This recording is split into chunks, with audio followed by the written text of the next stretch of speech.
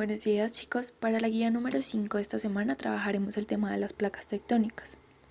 Para poder entender este concepto debemos tratar diferentes términos. El primero que hablaremos será de la estructura interna de la Tierra.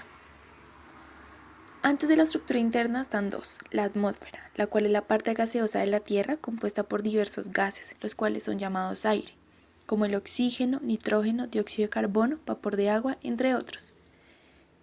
Esta capa hace que la Tierra sea habitable, bloquea algunos peligrosos rayos del Sol y así evita que lleguen a la Tierra. La segunda de estas es la hidrosfera, la cual está constituida por el agua que se encuentra sobre la superficie de la Tierra sólida y también la parte que se encuentra bajo superficie. Incluye océanos, ríos, lagos, aguas subterráneas, hielo y nieve.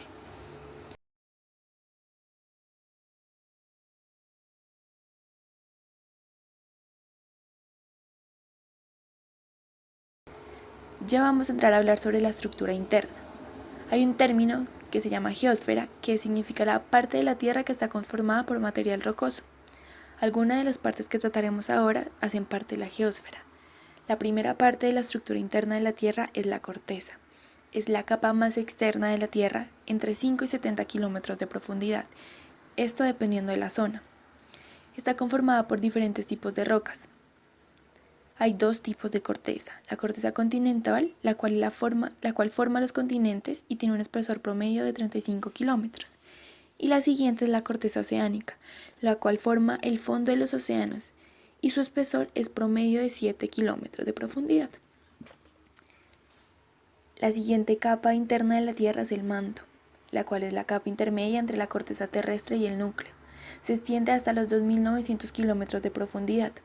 Esta está dividida en dos: el manto superior y el manto interior. El superior tiene una profundidad de 10 a 660 kilómetros. Es un estado cambiante entre líquido y sólido, con una temperatura desde 1400 grados centígrados a los 3000 grados centígrados. El manto interior contiene rocas esencialmente viscosas.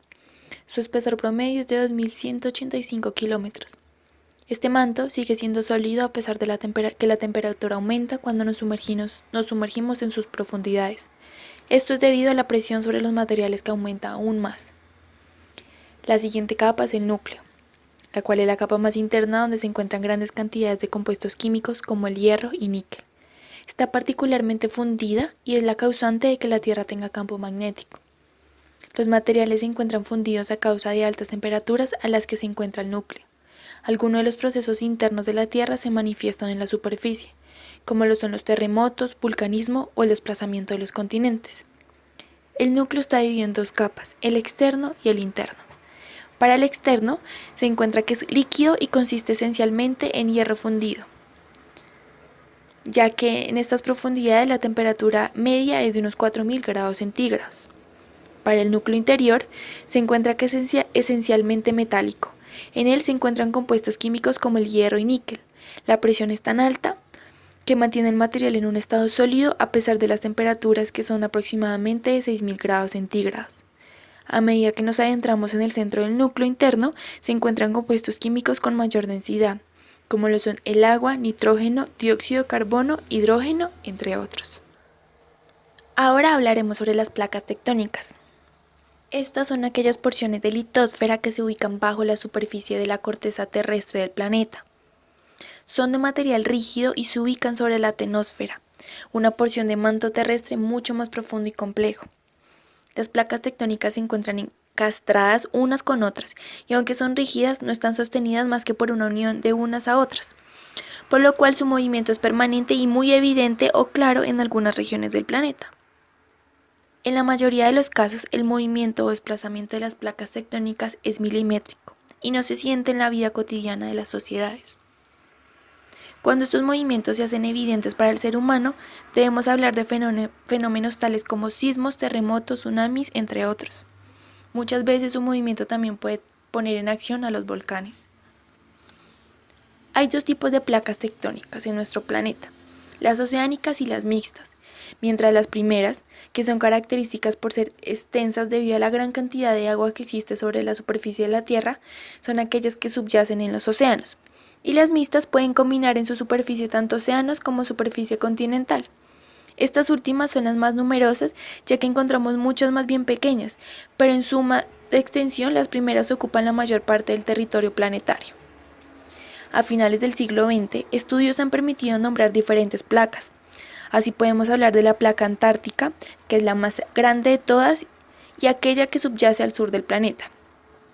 La placa del Pacífico, la placa norteamericana, la placa africana, la placa australiana, la placa sudamericana, la placa euroasiática y otras menores que unen a los más grandes entre sí.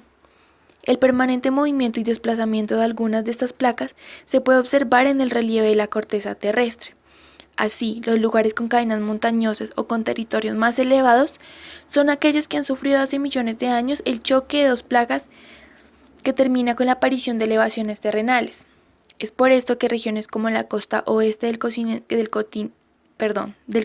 americano o la zona del sudeste asiático suelen enfrentar numerosos terremotos, tsunamis y sismos causados por la permanente acción de las placas que subyacen en su superficie. Para el siguiente tema trataremos la Pangea, el cual fue un supercontinente que existió a final de la era paleozoica y comienzos de la era mesozoica. Esta agrupaba la mayor parte de las tierras emergidas del planeta. Se formó por el movimiento de las placas tectónicas que hace unos 335 millones de años unió todos los continentes anteriores en uno solo.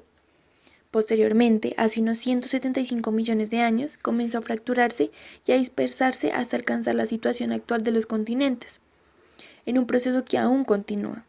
Este nombre procede del prefijo griego pan, que significa todo, y de la palabra griega gea, que es el suelo o tierra. En 1915 se publicó el libro El origen de los continentes y los océanos, donde explican una teoría, la cual consiste en que los continentes de la Tierra habían estado unidos en algún momento en un único supercontinente al cual se llamó Pangea. Más tarde Pangea se había partido en fragmentos que, a causa de que las fuerzas internas de la Tierra fueron alejándonos lentamente de la posición de partida hasta alcanzar ahora la que ocupan. Al principio pocos lo creyeron. Lo que volvió aceptable esta idea fue el fenómeno llamado paleomagnetismo. Muchas rocas adquieren en el momento de formarse una carga magnética cuya orientación coincide con la que tenía el campo magnético terrestre en el momento de su formación. A finales de la década de los 50 se logró medir este magnetismo antiguo y muy débil con instrumentos muy sensibles. El análisis de estas mediciones permitió determinar dónde se encontraban los continentes cuando se formaban las rocas. Se demostró así que todos habían estado unidos en algún momento del pasado.